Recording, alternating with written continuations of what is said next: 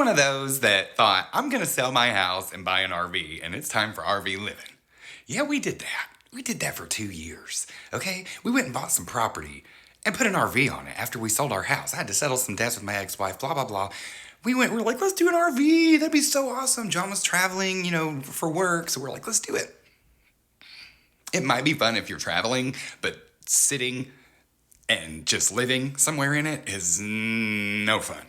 So we're fixing to put that thing up for sale, and I've got so many funny stories of when we lived in that RV.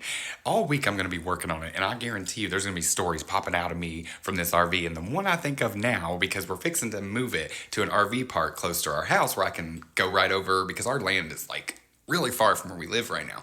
So I'm going to bring it closer to where I can go clean it out and work on it and put it up for sale.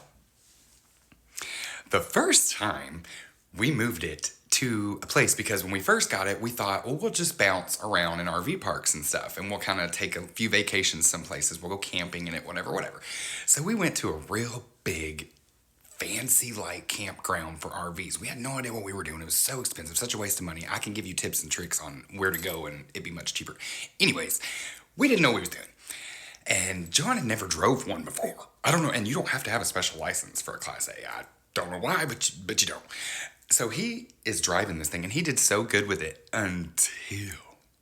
So it's like 10 p.m. We make it to this campground. It's dark. Everybody's asleep. We have no idea how to do this. You show up when everybody's not asleep, because you're going to be loud. There's going to be a lot of noise setting up an RV.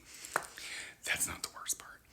We go to pull in, and I had parked my car, and we had like little John with us who had parked his car, and his girlfriend had parked her car, and like everybody was parked all around with the lights facing on John.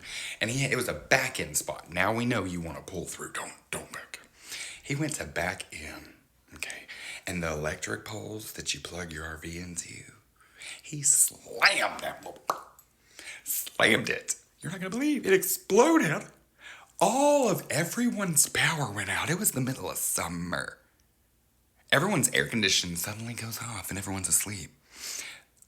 All of a sudden, you hear a roar of people just coming out. And I'm like, there are so many people. I legit freak out, get in my car and leave. John calls me and he's like, where are you going? What are you doing? I don't know what to do. We just blew that. I'm like, bye. This is not for me. So I go park at a Food City and wait for him to call me and tell me what's going on. Park ranger comes around.